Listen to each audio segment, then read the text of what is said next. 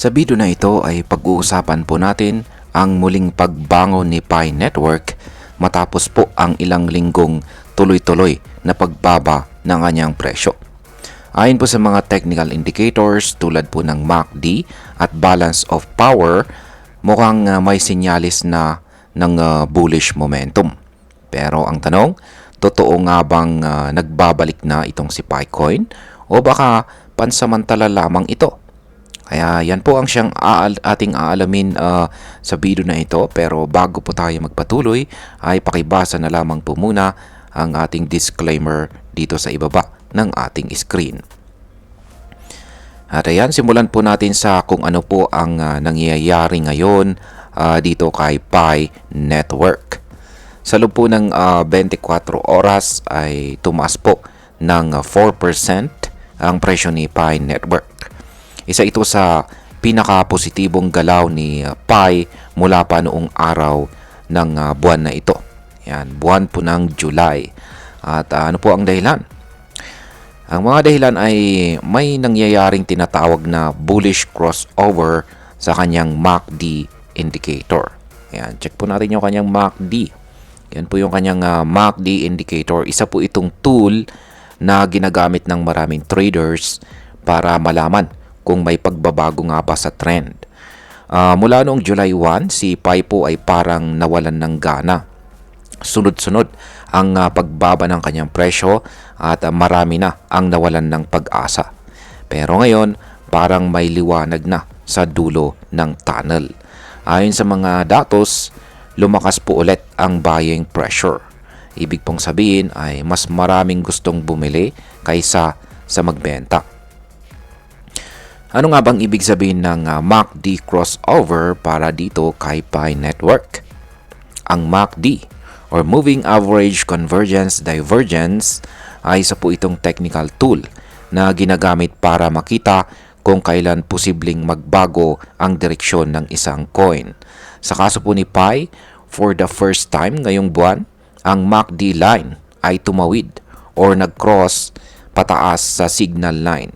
Kaya yan po yung nakikita natin dito sa ibabang bahagi ng ating chart. Yung kulay blue ay nag-cross paakyat sa kulay red. Sa simpleng salita, parang sinasabi nitong, uy, teka, baka paakyat na ulit itong si Pi. Kahit na pareho pa ring nasa ilalim ng zero line ang mga linya na usually ay nagpapakita ng kabuoang kahinaan, malaking bagay pa rin ang crossover na ito. Ibig sabihin po nito ay unti-unti nang humihina ang selling pressure at bumabalik na ang kumpiyansa ng mga bulls o ang mga gustong tumaas ang presyo. Ngayon ay dito naman po tayo sa indicator na tinatawag pong BOP or Balance of Power.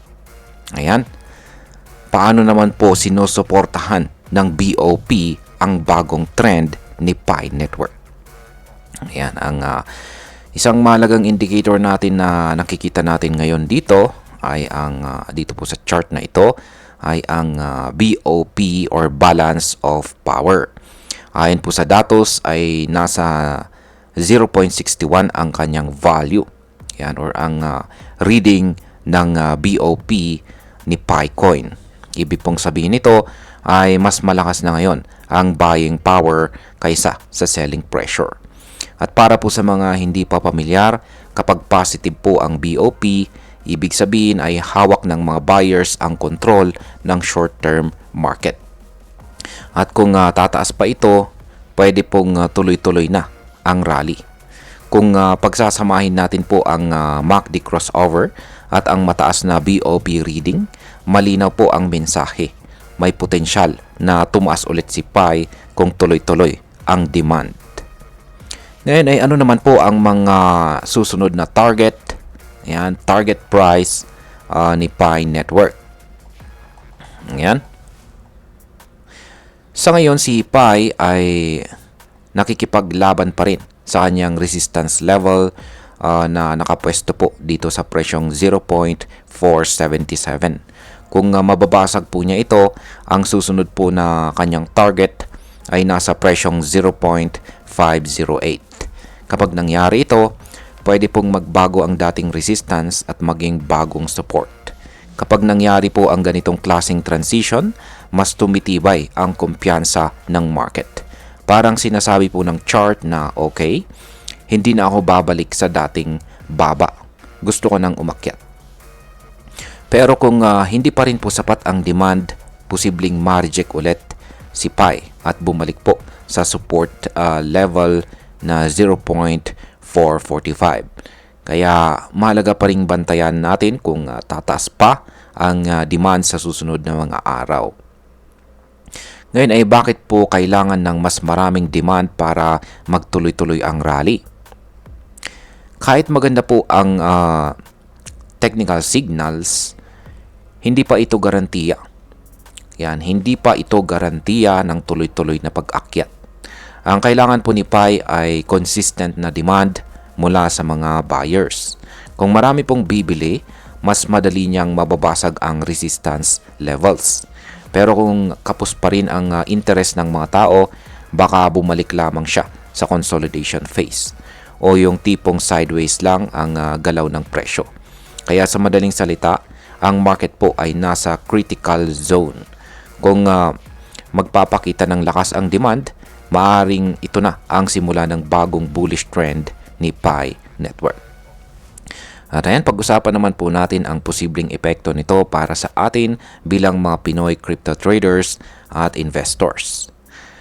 Para po sa atin bilang mga Pinoy na nag-aabang kung kailan ba muling sisigla si PAI Network, ay magandang balita ito.